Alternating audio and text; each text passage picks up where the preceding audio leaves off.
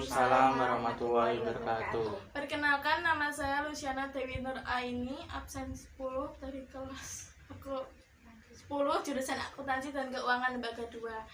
Dan di sebelah kanan saya, Nama saya Indra Pangestu, absen 17 dari kelas 10 AKL 2. sebelah kiri saya, Dan saya Cantika Putri Salsabila, kelas X Akuntansi 2 dan nomor absen 6. dan sebelah kiri dari Cantika. Saya Peter Prasetyo, absen 27, kelas 10 AKL 2.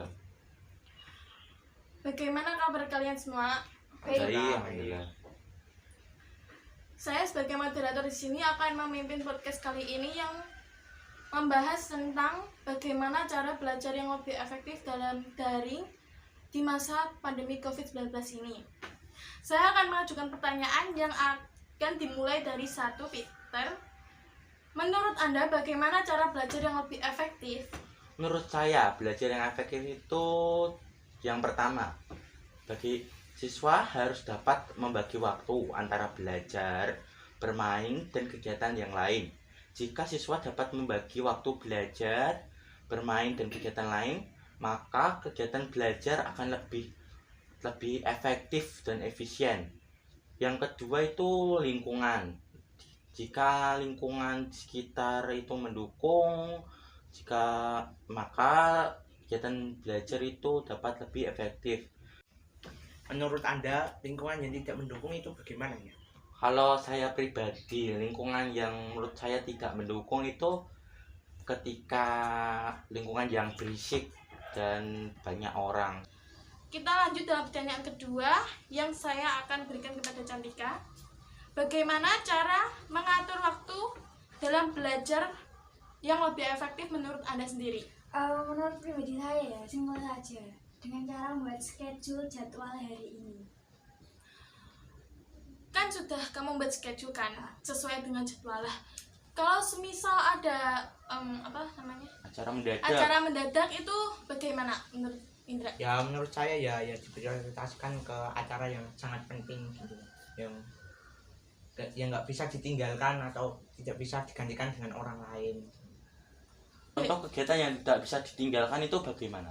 Ya umpama kamu diajak temenmu kayak nongkrong gitu, lah ada tugas atau ulangan yang mendadak, lah lebih diprioritaskan ke ulangan yang mendadak itu karena kan itu lebih penting daripada yang lain.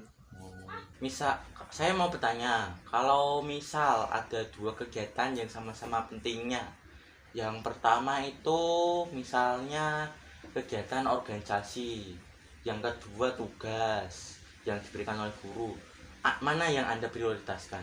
Ya saya memprioritaskan tugas karena kan niat sekolah kan untuk mencari ilmu, bukan untuk berorganisasi.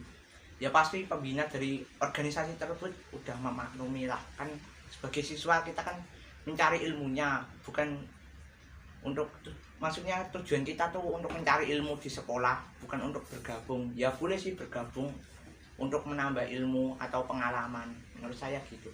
Kita akan membahas dengan pertanyaan berikutnya. Pastinya dalam masa pandemi kali ini kalian kan belajar dalam rumah. Biasanya kan masa jenuh bukan? Pernah, Iya, sering mah. Sering. Nah itu kalian untuk menghilangkan rasa jenuh itu bagaimana? Menurut saya pribadi ya, saya suka mengerjakan tugas sambil mendengarkan musik. Kamu? Kalau saya sih kadang-kadang keluar dari rumah, jalan-jalan desa, menikmati udara segar, kayak jalan-jalan biasa gitulah. Oke, kita akan lanjut dalam pertanyaan yang terakhir ini ya.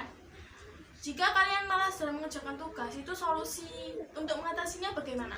Menurut kalian sendiri, untuk mengatasi rasa malas itu? Kurangi main game. Ya kalau saya sih, menurut mood saya sih, kalau lagi pengen ngerjain ya ngerjain, kalau ya gitulah pokoknya. Nanti tugasnya ketinggalan. Ya tapi harus tahu deadline-nya. Berarti kalau deadline-nya besok baru ngerjainnya kemarin gitu. Ya gak gitu juga lah.